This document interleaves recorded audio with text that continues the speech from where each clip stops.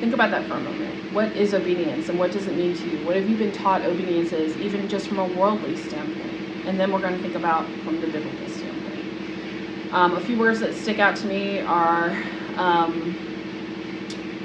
with obedience, you have to go against your own physical, fleshly feelings, because when you're being obedient, it's not about what you want, but again, about what the authority figure wants. So whether that's a teacher, whether that's your parents, whether that's the principal at your school, or an instructor for, some kind of like CPR class that you're taking or something of that nature, you have to be obedient in order to not only show them respect, but also to learn. So now let's take a look at what the Bible has to say about obedience.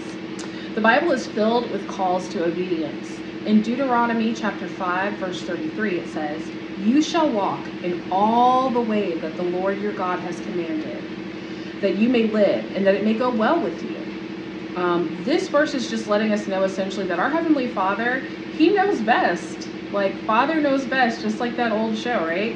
He desires for us to live a life that glorifies His name through our daily routines and our actions. So the things that we do on a daily are what count the most. And I know it can be daunting when you think about being obedient to the Lord and all the things that He may ask you to do that go against your fleshly desires. But we just take it one day at a time.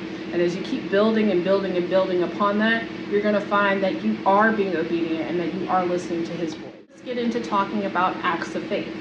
What is an act of faith? Well, in Hebrews chapter 11, verse 8, it speaks about Abraham, and it says, "By faith, Abraham obeyed when he was called to go out to a place that he was to receive an inheritance." So this is talking about when God called Abraham of the Chaldeans out of the Chaldeans, which was, I believe, Babylon, or became Babylon at some point. Abraham didn't know where he was going when God called him to leave his home, but he trusted in God. He was obedient. That's why they call him the father of the faith. And so we can kind of start to get this idea and this picture that faith and obedience go hand in hand, right?